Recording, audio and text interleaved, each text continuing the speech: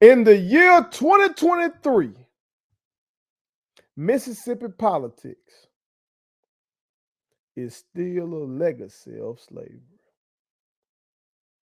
It is. And I'm about to explain how. I'm about to explain how. Before I do, make sure y'all hit that subscribe button. I need your support. Okay? A lot of y'all real ones out there, y'all love when I give y'all this real shit. So I need your support. Subscribe if you're not subscribed already. And share. Share to as many people as you can. As many real ones. Okay. But let's get into it. Explain why I say what I say. It's very important because this is an election year here in the state of Mississippi. Maybe an election year in other states because we got real ones around the country. We got real ones around the world. Okay. And if you're not from Mississippi, feel free to watch. Okay. And learn about my home. Probably got some similarities. Okay. But let's look at it and see why I say that politics here in my state of Mississippi, my beloved Mississippi, still just a legacy of slavery, which affects not only whites, but it affects black people as well in terms of how we vote or how we choose not to vote. Let's look at it. If you know anything about Mississippi today, you know that Mississippi is a Republican stronghold. Okay. When it comes to national politics, Republicans really don't even come down here and campaign during general elections. You know, I'm talking about for the presidency. They don't waste their time. They know they got Mississippi on lock. They know it. They might fall through during the primary or something like that, but during the general, no, they ain't worried about nothing. Okay. When it comes to statewide elected offices, it's dominated by Republicans. For the longest, they're the only Democrat who held a statewide office was Attorney General Jim Hood, and shit, when he gave that shit up to run for governor, it was a wrap. Now a Republican got that as well. Well, Jim Hood lost the governor's race, and now a Republican has his former spot, a woman by the name of Lynn Fitch. But some of y'all, not those that were in my classes in the past, but some of y'all may be shocked to learn that Mississippi was once a Democratic stronghold. Matter of fact, for most of American history, Mississippi, like much of the South, most of the South, was a Democratic stronghold. You don't believe me? Take a look at this. All right, so what you're looking at right now is an electoral college map. Okay, y'all know in this country we don't pick presidents solely off of the popular vote. Okay, we have the electoral college. Okay, you win the popular vote in your state, and then that determines who gets the electoral college votes from your state. Insane system. I've called for it to be changed, but that's not what this video is about. Okay. And I'm gonna start with 1824 because in 1824, you got Andrew Jackson on the ballot. You feel me? And you know, the Democratic Party really formed around him. You feel me? And y'all see, he won Mississippi. Okay. 1828. Once again. 1832. Y'all see it. See, he lost in 1824. Okay. But then he came back and won in 1828 and won again in 1832. Okay. But he won Mississippi every time. Okay. 1836, Marvin Van Buren wins Mississippi, Democrat. Now, 1840, the Whig candidate Harrison wins. For 1844, Polk, Democrat. 1848, Democrat wins. 1852. Now the color scheme is different on this map. Okay, I know you're looking for the traditional blue and red or everything, but you see on this particular map, we're gonna call it, let's just call it hot red. My daughter said I'm terrible with all these colors and shit. But the red one and the maroon one represent the different parties. Okay, the maroon one is for the Whigs, the red one is for the Democrats. Y'all see the Democrat Pierce won. 1856. Now we're getting back to our traditional colors. Oh, and you might be wondering what's the brown there? The brown represents territories. So these aren't yet states. Okay, so that's what that is. So, all right, in order for you to have an electoral college vote, you had to be a state. You feel me? So the blue represent the Democrat. Buchanan won Mississippi. 1860. Y'all know damn well the Republican ain't win Mississippi. Okay, the new Republican Party led by Abraham Lincoln. Hell no, he ain't win no goddamn Mississippi. Okay, again, the color scheme is off. All right, because they got the green for the Southern Democratic candidate, which y'all see they won Mississippi. Okay, 1864 gonna be different because of course we're in the midst of the Civil War. 1868 it's different as well because we're still in the midst of Reconstruction, and so you see they got Mississippi is unreconstructed at this point. Okay, 1872 gonna hit different because we're still in Reconstruction. This is in that time period where finally black people getting to exercise well, at least black men getting to exercise the franchise a little bit. This time period during Reconstruction where you getting cats like Blanche K. Bruce and Hiram Revels and J.R. Lynch. You know what I'm talking about? That's what's going on at this time. You feel me? But then Reconstruction comes to an end around the time. It was slowly but surely coming to an end. Slowly but surely, them troops were getting pulled out. You feel me? But then in 1876, the compromise of 1876, well, Reconstruction ends. And y'all see Mississippi right back on it. And then for a long time now, y'all gonna see what they call the Solid South. And pay attention to Mississippi now. 1880. Just watch Mississippi. 1884, 1888, 1892. Oh, if you're listening instead of watching, everything I'm saying is being every year I'm mentioning is being won by the Democratic candidate for president. When it comes to Mississippi, that is. Okay. When it comes to Mississippi, and some of these elections, most of these elections at this time being won by Republicans. But Mississippi said, fuck that. They were choosing the Democrat. They ain't want nothing to do with the party of Lincoln. Nothing to do with them motherfuckers. Okay. And there were other reasons as well why they didn't support them. Okay. Republicans were the businessman's party. Republicans were the party of high tariffs. Okay. That shit hurt farmers, and Mississippi is an agrarian state. Okay.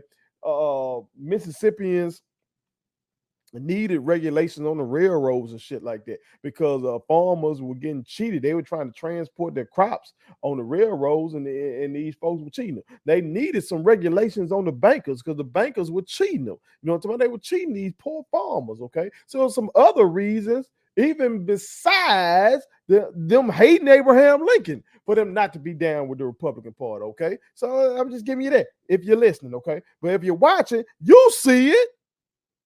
1892, Democrats won. 1896, Democrat. 1900, Democrat won Mississippi. 1904, 1908, 1912, 1916, 1920, 24, 28, 32. Now we get into the FDR administration. Franklin Delano Roosevelt. The New Deal.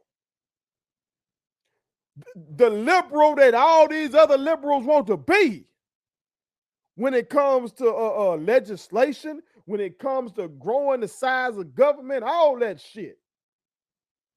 He won Mississippi. Not once, not twice, not 3 times. He won Mississippi 4 times. Had that bitch on lock. Now, for those of y'all that might be wondering, how the fuck did man run for president 4 times? There was no rule against it yet at that point. Okay. These other presidents were just stepping aside after 8 years. Those that had been reelected were just stepping aside after 8 years because that was a tradition that was set by George Washington. They were just following tradition. Okay. FDR said, fuck tradition. He said, fuck it. Okay. We had the Great Depression. We had World War II. And you felt like shit. It's too important a time for me to step aside. Or it might have been some ego and he just didn't want to step aside. Death made him step aside. Okay. And the person that took his place was his vice president, Harry Truman. And in 1948, when Harry Truman ran for president on his own accord, that's when you see a change in Mississippi. That's when you see a change in presidential politics, at least. On the state level, you know, Democrats still run that bitch. But in presidential politics, they said, fuck Harry Truman. Why? Race. Race. Harry Truman in 1948 desegregated the military. Whites in Mississippi, racists in Mississippi, let me be specific. Okay, I want to make a blanket statement about everybody. Racists in Mississippi said, fuck that. And fuck you, Harry Truman. Started their own party called the States' Rights Democratic Party, aka the Dixiecrats. Ran their own presidential candidate by the name of Strom Thurmond. That's who won Mississippi that year. But in 1952, they got back to the usual. 1952, the Democratic candidate won Mississippi. 1956, Democrat won Mississippi. 1960, Democrat ain't win that time. Why? Kennedy. Northern liberal, can't trust him. He's a Catholic too. Mississippians didn't like that shit. They didn't like that. They thought he might cozy up to the blacks. Room was about him. You can't trust him. Now they didn't vote for the Republican this year in Mississippi. Okay.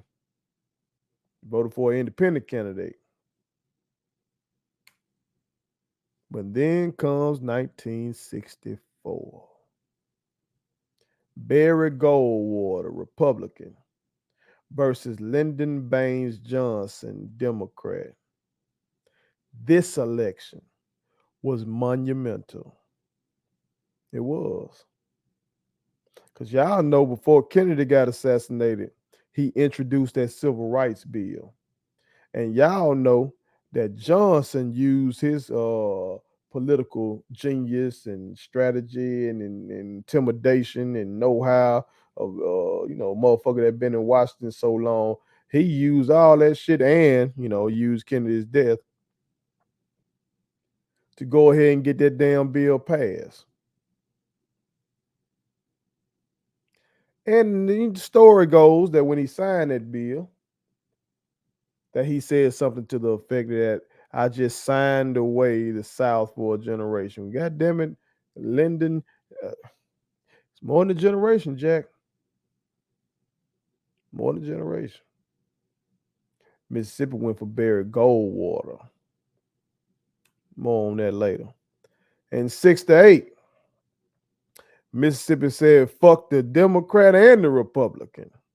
We're going with the independent, George Wallace. Okay. Why? Because George Wallace was a motherfucker running for president talking about some segregation, non-segregation tomorrow. Segregation forever. That legacy of slavery. Oh, and by the way, in that previous election that I talked about, Barry Goldwater, he was anti-civil rights bill. You feel me? So that's why they fucked with him. But again, y'all see 6 to 8. Let's get to 72 though. Oh, 72. They hop on Nixon dick. Oh, first that's a Republican. Nixon mastered that Southern strategy. We'll talk about that a little more later. 76, they go back to Carter. Jimmy Carter was from Georgia, though. You know what I'm saying? Motherfuckers kind of felt like he might be one of us. But then in 1980, Mississippians chose Ronald Reagan. A master. If Nixon, if Goldwater and Nixon introduced that Southern strategy, goddamn it, that motherfucker Reagan mastered that bitch. Mastered it. He won Mississippi again in 1984. 1988, his former vice president, George H.W. Bush, won Mississippi. In 1992, he won it again, even though he lost the election to Bill Clinton. And y'all see, from then on, I'm back up, I'm sorry, 96, 2000, 04, 08, 2012, 2016, and I don't have the 2020, but y'all know goddamn well Trump won Mississippi. Okay. So y'all see the change? Y'all see the change. And anybody who knows anything about history knows why shit flipped nationally. It's because of race. It's a legacy of slavery. Why did it happen though? More specifics on that. You saw a shift kind of start during Franklin Roosevelt's administration. Okay. Now, you saw that Mississippians fucked with Franklin Roosevelt, excuse me. But when I say that, you better keep in mind that black Mississippians weren't able to vote. Okay? No. Then in 1932, 36, 1940, 1944 election, oh no. Ain't no black Mississippians vote. I shouldn't say ain't, that's hyperbolic. Very few. They had this shit on lock. The racists had it on lock when it comes to that poll tax, when it comes to that literacy test, when it just comes to outright terror and violence to keep black people from voting. But Roosevelt's wife, Eleanor Roosevelt, she did do some things that appealed to black people. Speaking out against segregation. When she visited the South, daring to sit with black people. You feel me? Like I said, black people fuck with this woman so hard. If I'm not mistaken, she's an honorary AKA. If I'm not mistaken, Eleanor Roosevelt is an Alpha Kappa Alpha. That's how hard a lot of black people fucked with her at that time. Her husband introduced what he called a black cabinet. Legendary black people like Mary McLeod Bethune were part of the black cabinet. So it's like his policies fucked up for black people because he was cutting deals with these Southern Democrats. He needed their votes to get a lot of his New Deal legislation passed. So he didn't pass an anti-lynching bill. You know what I'm talking about? A lot of black people got excluded from some of these New Deal policies that could have really helped us. You know what I'm talking about? But all in all, black people started to shift nationally from the Republican Party, to the Democrats under him. Harry Truman, as I said previously, Democrat who desegregated the military. JFK, Democrat, again, introduced that civil rights bill. LBJ, Democrat, the one that signed that that civil rights bill, also signed the voting rights bill, also signed the Fair Housing Act. These motherfuckers down here didn't like this shit. They didn't like that. They liked what they were hearing from Barry Goldwater. As I said, Barry Goldwater anti-civil rights bill. They liked what they were hearing from Richard Nixon, Republican. Speaking out against all the protesters and shit. Said he spoke for the silent majority. See, he mastered the dog whistle type of shit. Meaning, I'm down with the folks who ain't marching and protesting. I'm down with y'all. Wink, wink. It came out against busing. You know, when they tried to integrate the schools and shit like that, so they might bus you as a black kid from your black neighborhood to the white hood to go to their school and shit like that. So that's the shit that Kamala Harris and Joe Biden got to arguing about in the primary. They got real contentious. No, wink, wink. Now, Nixon tried to have it both ways. He also came out in favor, affirmative action and shit like that. And we just saw they got struck down. Okay. But that's why I said Ronald Reagan mastered the shit. Came down to Mississippi at the Neshoba County Fair and everything. Talking that talk. And then his vice president, George H.W. Bush, when he was running the Willie Horton ad. Go look that shit up. See how masterful a dog whistle that political ad is. But basically, it's an ad about a black man who had got released from prison in Bush's opponent's state. And when he got out, I think like he murdered a white lady or something like that. And so, Bush's people put that shit out and basically playing the white fears and black stereotypes. You can look all this shit up. These are facts. Well, first, that's national politics. What they got to do with down here? What I'm telling y'all is that national shit, it eventually gonna come local. What the national party is doing and pushing, eventually that shit gonna come local. Okay? Mississippi stayed a democratic state in terms of the statewide shit in the governorship and in the legislature, even after they had flipped and started voting for the Republican and presidential politics. But eventually it trickled on down. Even though it was against these motherfuckers' own interests. These motherfuckers been voting against their own interests for a mighty long time. This book tells that. This book tells that. Again, I told you I'm gonna keep it fact-based with you. Okay? And if you don't like me, fuck you. But if you don't like what I'm about to say about this book, you need to have smoke with Dr. Jesse McKee, Dr. Foster. Oh, let me back up. Dr. McKee taught at Southern Miss. Dr. Foster was a professor at Jackson State. Dr. Mitchell, a professor at Mississippi State. Dr. Palmer, professor at Southern Miss. Dr. Richardson, professor at Southern Miss. I can keep going on. A lot of goddamn professional people. A lot of historians in this motherfucker. You know what I'm talking about? And this type of shit they said. Okay. I'm going to go back in time a little bit for you. This is immediately after the Civil War, during that time period. Okay. It says Republicans dominated the government, talking about the national government, after the Civil War. They favored businessmen over farmers and passed high tariffs on manufactured goods.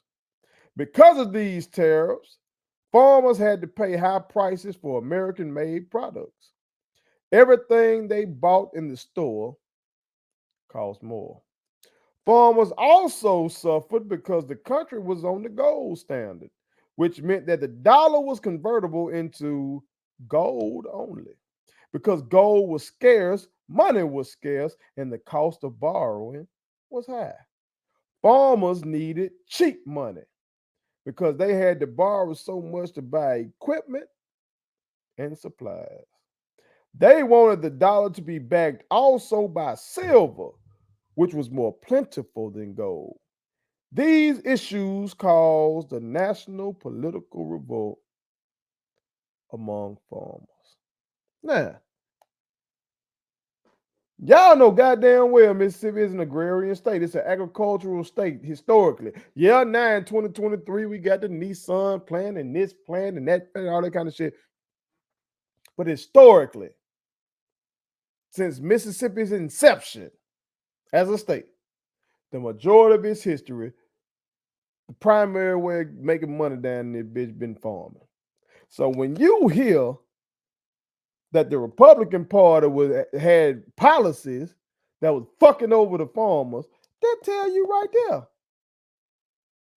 that even outside of the race issue, outside of the fact that they hated any motherfucker down with the party of Lincoln,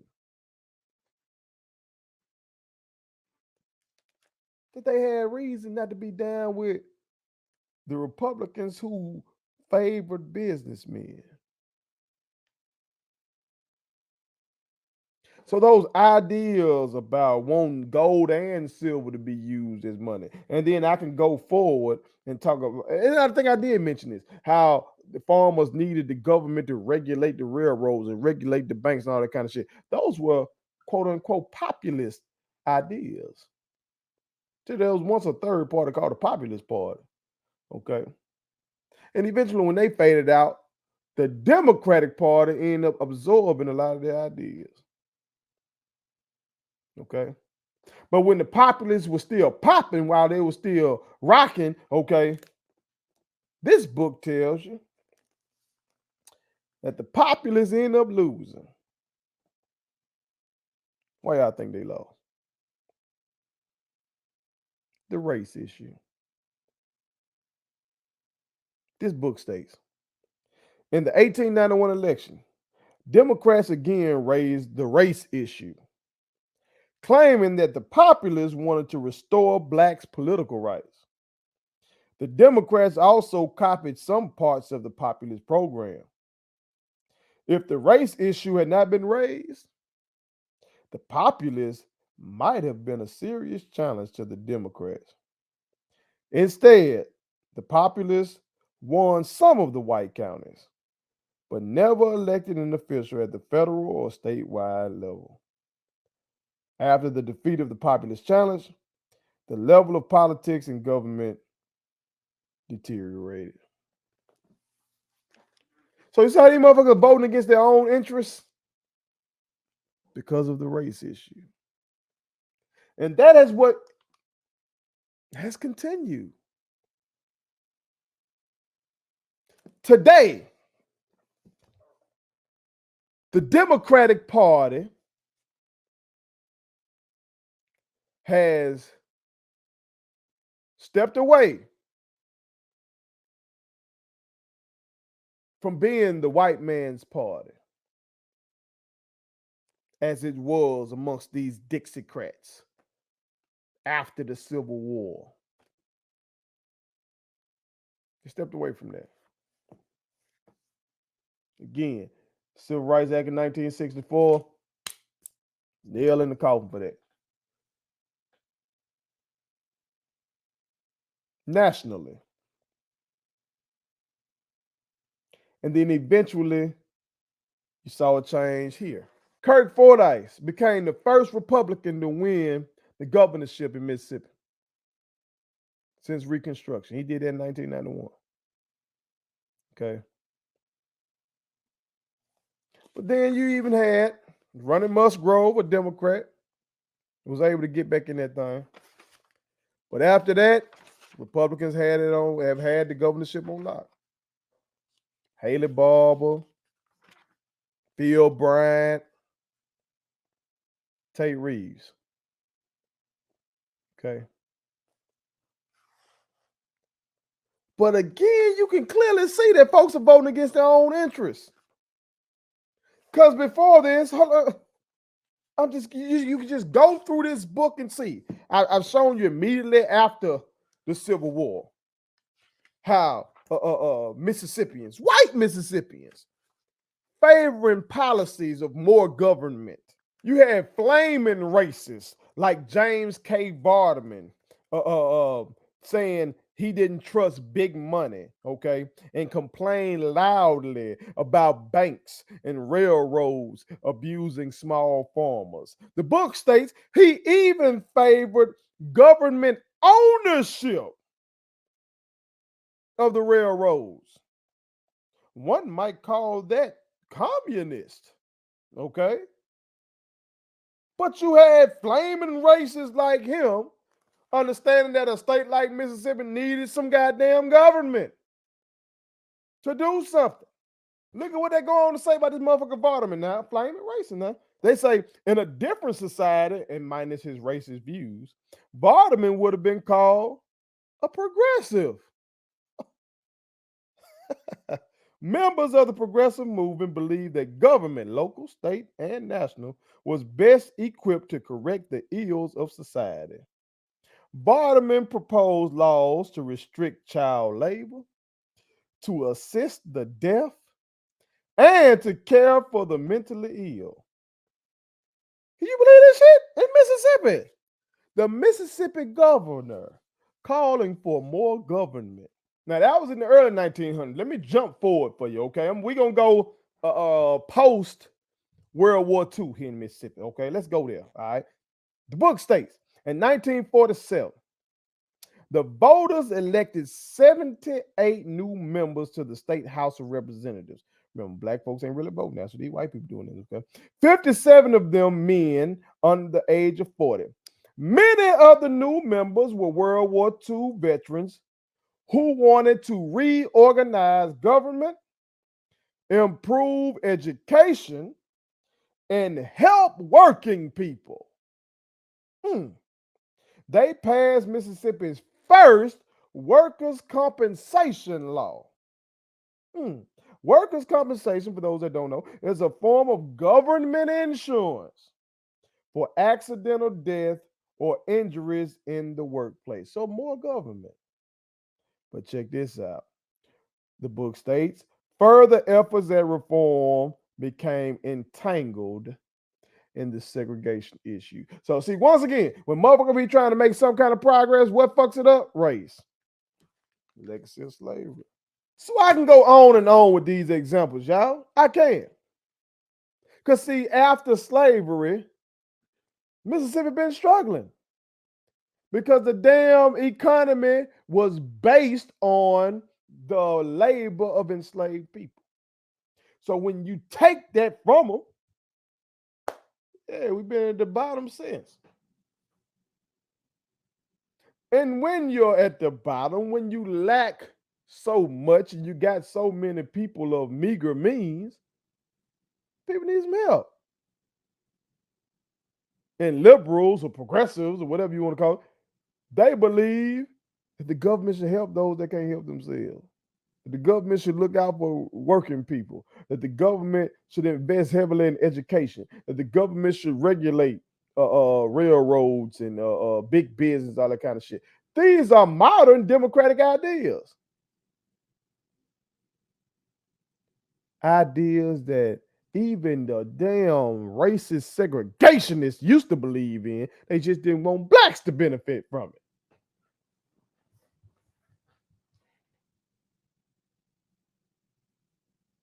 So I'm telling you right now, there's a lot of people in the United States, there's a lot of white people in the United States that are voting against their own goddamn interests because of race. Well, first, then you say it ain't just a white thing, it's a black thing as well. Yes, and this how it affects black people. This the legacy of slavery and politics in Mississippi for black people. What the evils of slavery did to many of our people was make them lose hope, was make them feel like no matter what they did, they had no kind of control over their lives. Because in reality, many of them didn't. Most of them didn't. unless you were gonna take that risk to flee, which is life or death situation. You get caught, you might get killed or get beat so motherfucking bad you gonna wish you were dead. Um, so it robbed you of hope, like, and made you just say, ain't no sense in me trying. They gonna do what they want to do anyway. Well, a lot of us still have that mindset today when it comes to politics. A lot of us feel like ain't no sense in me going to vote, ain't no sense in me registering to vote. Then white folk gonna do what they want to do anyway. I literally had somebody tell me that when I was a young not a young man, I was a boy. Okay. And one of my OGs, one of my uh coaches, Coach Daniel Mentors, shout out coach. One of the things he had me do outside of sports was he had us going around trying to get people registered to vote. So I went in this apartment complex, knock on the door. This man opens the door. I told him what I was trying to do, get folks registered to vote, or get folks to go out to vote. Something like that. Either we were trying to get people registered to vote or we were trying to increase turnout or something like that. Anyway, this man told me them white folk gonna do what they want to do anyway and slam the door in my face. That mindset ensures that they will. And many of us have that. And that's a legacy of slavery too. So black people and white people got some work to do collectively in this state. Black people gotta get rid of that mindset that we have no agency over our own destiny here. That ain't no sense of us registering to vote. There ain't no sense of us being involved in politics because it ain't never gonna come out to our benefit anyway. It's gonna always be against us. If we have that mindset, we're only guaranteeing that that's gonna turn out to be true. And white brothers and sisters out there who need Medicaid expansion, who need these fucking hospitals to be open and well staffed, whose grandparents rely on Medicare and Social Security, who could benefit from purchasing an affordable health insurance plan from healthcare.gov through the exchange, through Obamacare, the boogeyman Obamacare, who need their workplace to be safer. Therefore, they need some more regulations.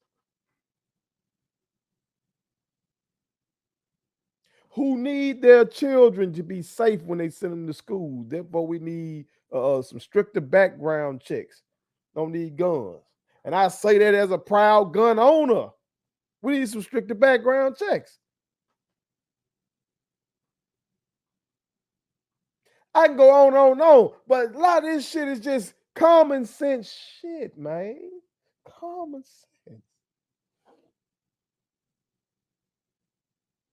That in a state that is annually ranked low in most of the good shit and ranked high in most of the bad shit, that whole conservative mindset, what the fuck we conserving? Other than white supremacy. Why we want to conserve being number one in obesity and STDs and number 48, 49, 50, somewhere in there in life expectancy. Why the fuck we want that? Why we trying to conserve that?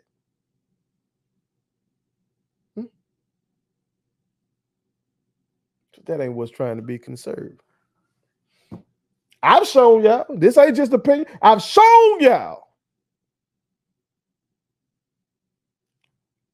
how that bitch swung. That last Democrat to hold the governorship running Musgrove, the issue that took him down through there was that goddamn flag. Race. Legacy of slavery. So now you got a motherfucker like Tate Reeves that does what? Pander. Either he is a white supremacist or he panders to him. Race. Legacy of slavery. We got Confederate History Month. It's going to declare that shit. Race. Legacy of slavery. It's 2023, man. It should be time out for this bullshit. Our kids deserve better. So I encourage all y'all out there, when these elections come up this year, take your ass out and vote. As I tape this right now, we got a primary election coming up, excuse me. I'm going to vote in it. It's open primary. You can vote in the Democratic side or the Republican side. I'm going to do it. I encourage you to do the same. I ain't got no, I think Brandon Presley running on the poll.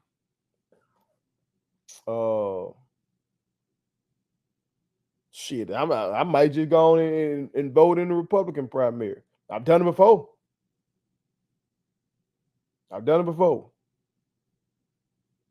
At least I can have some choice of who the Democrat gonna face. They do it. Why not us?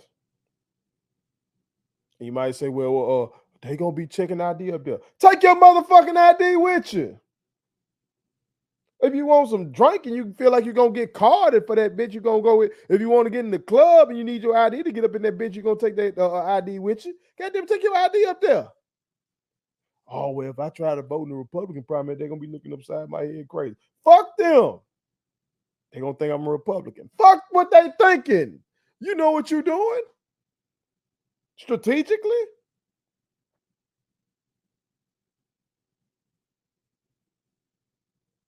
I'd rather see we got Holzman and McDaniel running for lieutenant governor, and I think a black lady running as well. I at least need to have some say so in which one of these motherfuckers might be the likely winner. Now, come to general, I ain't gonna vote for neither one of them motherfuckers. But at least let me try to move the needle on which one of them win it. That's just common sense. But we can't just be sitting up here, sitting still, not being involved, not participating, and then when shit don't go our motherfucking way, we just go in these barbershops and go in these beauty salons and go online and bitch and moan and complain about what the fuck is happening or not happening in Mississippi. Can't do that shit, bro. Most of the fucked up shit that we be complaining about local issues, bro. Municipal issues, county issues, statewide issues. And then we hope the motherfuckers in Washington gonna swoop through and save us. They ain't always gonna do that. Especially in a state that the Republicans say they got it on lock and the Democrats don't even try to compete, which that's another video. I'm gonna talk about that shit later. So get involved, man. Get involved. And for all the real ones out there, if you're a white brother or sister watching this, and you're a real one, and you know somebody that you fuck with that's also white, and you trying to convince them to stop voting in that way, because you know they're voting against their interests. You know they on Medicaid, but they sitting up here voting against motherfuckers that want to expand that shit. You know that they goddamn benefit from TANF. And they're up here siding with motherfuckers who let celebrities sit up there and steal from the program. Come on, man. Put them on some real game. And if you're a black person out there, you know somebody that don't be voting like they fucking need to. Put them on some game. Okay? Put them on some game. Maybe your words ain't working. Let mine do some work for you. You feel me? Or some got shake. Because ain't nowhere in the hell in the year 2023 our politics should still be based off slavery. The evil institution. Some call it the peculiar institution. Fuck that. The evil institution. I love y'all. I appreciate y'all. As always, one.